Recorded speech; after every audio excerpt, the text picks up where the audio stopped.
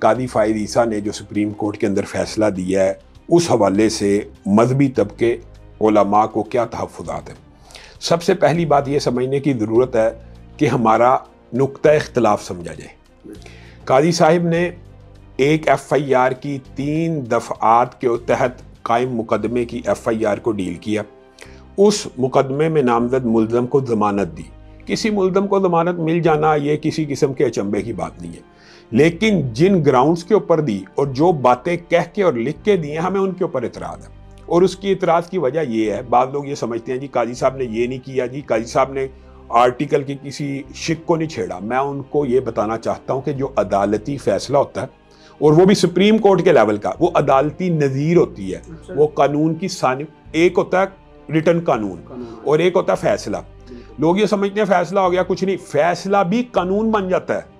فیصلہ بذات خود عدالتی نظیر سائٹیشن جس کو کہتے ہیں، اس لیے ہمیں تحفظات ہے کہ وہ بذات خود ایک قانون بن گیا، کل کسی اور مقدمے میں اس کو پیش کیا جا سکتا ہے۔ یہ بات اتنی عام فہم بات ہے، دیکھیں آپ سمجھ گئے ہیں تو عوام کو یہ بات سمجھ نہیں آ رہی یا بھائی اس فیصلے کو اب ہمیشہ کے لیے کوٹ کیا جائے گا۔ جب بھی کسی ملزم کی ضمانت ایسے مقدمے میں لینی ہوگی یہ فیصلہ دکھایا جائے گا کہ بھائی اچھا اب اس فیصلے میں کیا گیا۔ یہ مقدمہ ایک شخص کے اوپر دائر ہوا جو قرآن پاک کی ایک ٹرانسلیشن اور تفسیر چھاپ رہا ہے اور مسلمان گھرانوں میں اور کمیونٹی میں پھیلا رہا ہے۔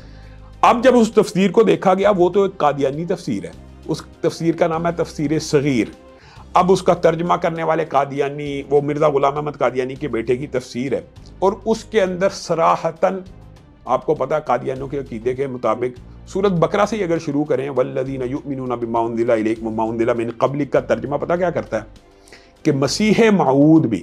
اب مجھے ایک بات بتائیں، جہاں پہ رسول اللہ صلی اللہ علیہ وسلم کا نام آئے وہاں پہ وہ مرزا غلام احمد قادیانی اور مسیح موعود لکھیں، من بعد اسمہ احمد کی جگہ وہ لکھیں کہ جو عیسیٰ کے بعد نبی آنا، یا عیسیٰ جو ہیں خود وہ سارے کے ساری آیتیں اطلاق کرے مسیح موعود اور مرزا غلام احمد قادیانی کے اوپر، تو یہ کیا قرآن پاک میں تحریف نہیں ہے؟ پہلی بات یہ تو اس مدعی نے یہ درخواست دی کہ ایسے قرآن پاک کی ایک تفسیر بنٹ رہی ہے اور اس کے خلاف مقدمہ درج ہونا چاہیے، اور اس نے مقدمہ درج کرواتے ہوئے کہا کہ اس کے اوپر 298 سی لگتی ہے۔ 298 سی یہ ہوتی ہے ضیاء بھائی امتناع قادیانیت ایکٹ اس کو کہتے ہیں، کہ کوئی بھی پرسن جو قادیانی ہو، احمدی ہو، لوری گروپ کا ہو، کوئی بھی ختم نبوت کا منکر ہو، وہ اپنے آپ کو مسلمان کلیم کر کے اسلام کی تبلیغ نہیں کر سکتا۔ یہ پاکستان کے آئین میں لکھا ہے، یہ چیزیں طے شدہ ہے نا۔ اب 298 سی پاکستان کے آئین میں ایک طے شدہ حقیقت تھی، امر تھا، اس کے اوپر یہ دفعہ لگی کیونکہ وہ قرآن پاک کی تفسیر بانٹ رہا۔ اگلی دفعہ اس کے اوپر یہ لگی 295 بی۔ وہ ناشر ہے صرف، یعنی وہ چھاپتا ہے چیزوں کو یا باقاعدہ بانٹتا بھی ہے، چھاپتا بھی ہے، چھپواتا بھی ہے۔ اچھا اگلی میں اس کی مزید وضاحت کرتا ہوں۔ اصل میں قاضی صاحب نے اس پوائنٹ کو زیادہ اٹھایا۔ دوسرا دفعہ لگی ہے 295 بی، اس کا مطلب ہوتا ہے ڈیفائلنگ۔ ڈیفائلنگ سے مراد یہ کہ قرآن پاک میں تحریف کرنا، تو وہ تو ثابت شدہ اس میں۔ تیسری دفعہ یہ ہے پنجاب ایکٹ قرآن 7 اور 9 کی دفعات۔ اب مجھے ایک بات بتائیں، قاضی صاحب نے پورے مقدمے میں نہ 298 سی کو مد نظر رکھا نہ 295 بی کو، انہوں نے کہا اس کتاب کے اوپر جو پابندی ہے یا اس کے بارے میں جو ایکٹ بنا وہ 2022 میں بنا تھا، اور یہ چونکہ 2019 کا واقعہ ہے اس لیے یہ اس کے اوپر اپلیکیبل نہیں ہوتا، اور اگر اپلیکیبل ہو بھی جائے تو اس کی سزا 6 ماہ ہے اور بندہ 13 ماہ سے جیل میں ہے۔ یہاں تک جو ان کی بات ہے نا، بس لوگ اس کو پکڑ کے بیٹھے ہوئے ہیں اور وہ یہ سمجھتے ہیں دیکھیں جی قاضی فائز عیسیٰ صاحب۔ اب مجھے آپ ایمانداری سے بتائیں، اور لوگوں سے میں یہ سوال پوچھتا ہوں، اگر کوئی کتاب ممنوعہ نہ ہو یا منع کے اندر نہ بھی آتی ہو اور وہ کوئی قادیانی قرآن پاک کی تفسیر چھاپے تو اس کے اوپر 298 سی نہیں لگتی؟ 298 سی لگتی ہے نا، تو اس کو علیحدہ سے ثابت کرنے کی کوئی ضرورت ہے؟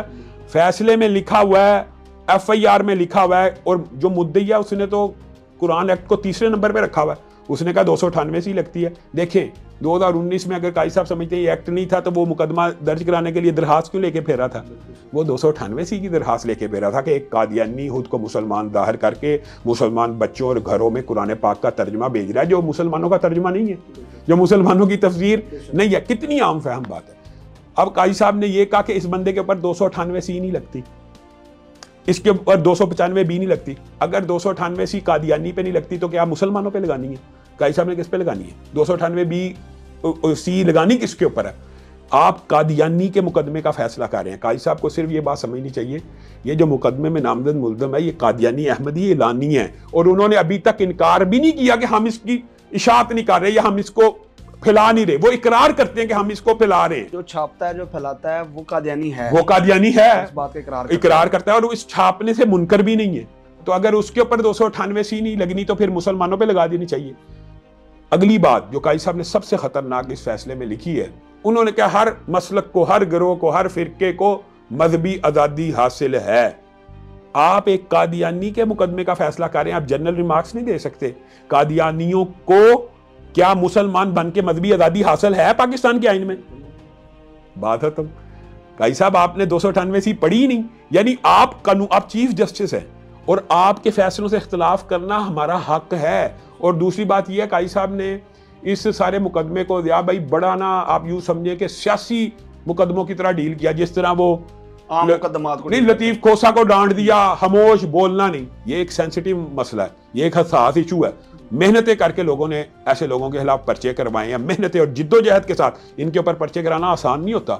پوری ایک انتظامیہ وہ بندے نے جو حسن معاویہ بھائی ہیں انہوں نے پوری محنت کر کے یہ مقدمہ درج کرایا, 2-3 سال پرسو کر کے مقدمے ہوئے ہیں.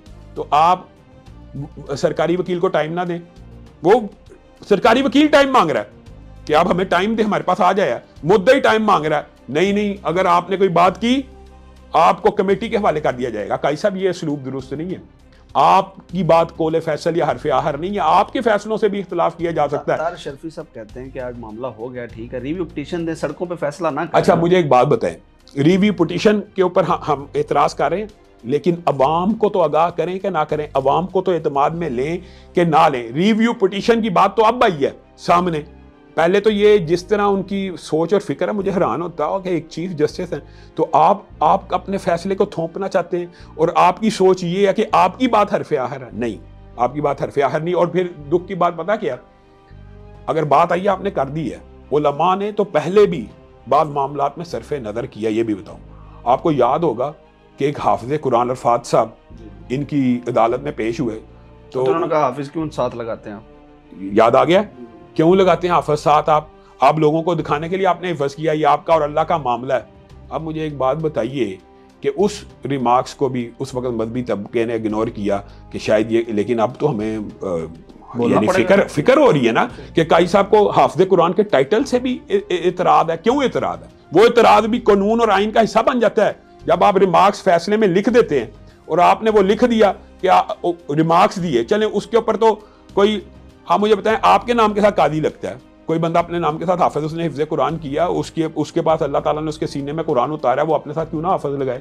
لگانے پہ کوئی اعتراض ہے یا تو کوئی پابندی قرآن اور سنت کی روشنی میں. پھر سب سے بڑی بات یہ ہے بھائی, فیصلے کے اندر 2 آیتوں کو کوٹ کیا ہے, شان نزول ان آیتوں کا کیا ہے, اور ان کو ایک قادیانی کے مقدمے میں داخل کیا جا رہا ہے کہ انا نحن نزلنا الذکر و انا لہ لحافظون. اس آیت کا کیا ترجمہ ہے؟ سارے مسلمانوں کو پتا کہ ہم نے اس قرآن کو نازل کیا اور ہم اس کی حفاظت کریں گے. کون کہہ رہا ہے؟ اللہ کہہ رہا ہے. قاضی صاحب ایک قادیانی کے مقدمے میں یہ آیت بیان کر رہے ہیں, قاضی صاحب کو بھی پتا ہے وہ قادیانی ہے, اور آپ اس کو کیا کہنا چاہتے ہیں کہ قادیانی جو کچھ مرضی لکھ دیں, قرآن کی حفاظت تو اللہ نے کرنی ہے, وہ جو کچھ مرضی لکھتے جائیں. آپ ایمانداری سے بتائیے, کیا میں اور آپ یہاں پہ بیٹھ کے یہ کہ میں اللہ کا رسول ہوں, میں اللہ کا نبی ہوں, اگر معاذ اللہ یہ کہیں پاکستان کا آئین ہمیں اجازت دیتا ہے, اسلام اور شریعت ہمیں اجازت دیتی ہے, تو جو شخص رسول اللہ کے بعد کسی کو نبی مانتا ہے اس کو تبلیغ کی اجازت اس آیت کے تحت دی ہے. وہ آیت بھی سن لیں, لا اکراہ فی الدین. قاضی صاحب نے 2 آیتیں ذکر کی ہیں, لا اکراہ فی الدین. لا اکراہ فی الدین کی آیتیں تو 1400 سال سے ایک خاص تناظر میں نازل ہوئی ہیں. کیا کوئی عیسائی کو جبری مسلمان نہیں کر سکتا, کوئی یہودی کو جبری مسلمان نہیں کر سکتا, کوئی ہندو کو جبری مسلمان نہیں کر سکتا. کیا لا اکراہ فی الدین کی آیت قادیانی کے مقدمے میں ہوگی کہ وہ کہے کہ رسول اللہ کے بعد کوئی نبی ہے, میں پھر بھی مسلمان ہوں؟ اور کم از کم قاضی صاحب آپ یہ تو سمجھیں کہ یہ اسلام کا مسلمہ اصول ہے, اجماع امت ہے, اجماع امت ہے. اس میں کسی فرقے کا اختلاف ہے کہ رسول اللہ کے بعد اگر کوئی بندہ اپنے آپ کو نبی کلیم کرے وہ مسلمان ہے؟ بالکل. ہمارے آئین نے بھی لکھ دیا کہ وہ بندہ غیر مسلم ہے. اب دکھ اور افسوس کی بات یہ ہے کہ قاضی صاحب ایک قادیانی کے خلاف مقدمے میں یہ ریمارکس دے رہے ہیں کہ ہر گروہ کو, ہر مسلک کو تبلیغ کی اجازت ہے. تب اجازت ہے, وہ اقلیتوں کی بات کرتے ہیں. اب بات سمجھیں, اقلیت کو اجازت ہے. اقلیت کون ہوتا ہے؟ غیر مسلم. اگر کوئی بندہ یہ بات دیکھے امتناع قادیانیت آرڈیننس اس سے ٹکراتا متضاد بات ہے، بس یہ سمجھنے کی ضرورت ہے، اتنی مشکل نہیں، عام فہم بات ہے. اگر کوئی قادیانی خود کو مسلمان کہہ کے تبلیغ کرے گا اس کو اجازت نہیں دی جائے گی، لیکن قاضی صاحب کا فیصلہ یہ کہتا ہے اس کو بھی دی جائے گی. اب بات سمجھنے کی کوشش کریں. 298 میں یہ ہے قادیانی خود کو مسلمان کلیم کرے، احمدی ہو، لوہری ہو، جتنے بھی ان کے گروپ ہیں، وہ اپنے آپ کو مسلمان شو کر کے تبلیغ نہیں کر سکتا. یہی قانون ہم نے بنوایا، یہی علماء نے محنتیں کی، اور یہ ڈیسائیڈڈ اور ڈیفائنڈ قانون تھے. اس کے اندر چھیڑ چھاڑ کرنی کوئی ضرورت نہیں، کوئی ضرورت ہے. آپ اس کی تشریح کر رہے ہیں کہ ہر ایک کو آزادی ہے لا اکراہ فی الدین کی. اگر ان سے غلطی ہو گئی، اگر وہ اس کی اصلاح کرتے ہیں، غلطی میں کہتا ہوں ہم ان کو اصلاح ہی کی تو دعوت دے رہے ہیں. ہم کوئی ان کا سر پھوڑنا چاہتے ہیں، یا ہم نے ان کے اوپر کفر کے فتوے لگائے ہیں، یا ہم نے ان کو واجب القتل کہا ہے. ہم بھی اصلاح چاہتے ہیں، اور ہم یہ چاہتے ہیں قاضی صاحب اپنا رویہ بہتر کریں، اور قاضی صاحب دینی معاملات کو میں کہتا ہوں شرعی عدالت میں بھیج دیتے، نظریاتی کونسل سے پوچھ لیتے، کسی عالم کی رائے لے لیتے. کوئی حرج ہوتا؟ یہاں کی لاہور ہائی کورٹ کے اعلیٰ عدلیہ کے جو جج ہوتے ہیں وہ چھوٹے چھوٹے مسائل کے اوپر علماء کو فون کر لیتے. میں ان باتوں سے خوش ہوتا ہوں، کھلا کے عدت کے مسائل کے اوپر فون کرتے ہیں.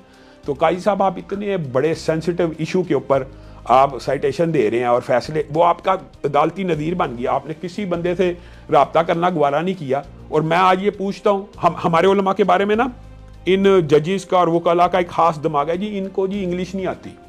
آپ کو عربی آتی ہے؟ آپ یہ بتائیں. اور انگلش بولنے والے علماء تو آپ کے سامنے بیٹھے ہوئے موجود ہیں. میں نے خود LLB کیا، میں ایڈوکیٹ ہائی کورٹ ہوں، اور میں نے دین کے دفاع کے لیے یہ ڈگری حاصل کیا. بطور پروفیشن اس کو حاصل نہیں کیا، اور اسی لیے کیا تھا کہ خدا نہ خواستہ کبھی ایسے معاملات آئیں تو ہم بہتر طریقے پہ علماء کو بھی گائیڈ کر سکیں. قاضی صاحب سے بڑی اچھی آپ نے بات کی سر. میرے خیال میں کہ مسئلہ تقریباً قاضی صاحب کے لیے ختم ہوتا ہے کہ اگر قاضی صاحب اس پہ اپنی اصلاح کر لیں. میں کہتا ہوں قاضی صاحب نے آج ایک نوٹس جاری کروایا کہ ریویو پٹیشن میں آئے لوگ. قاضی صاحب کو خود نوٹس لے کے ریویو کر لینا چاہیے. اس میں کیا حرج ہے؟ غلطی انسان سے ہو جاتی ہے.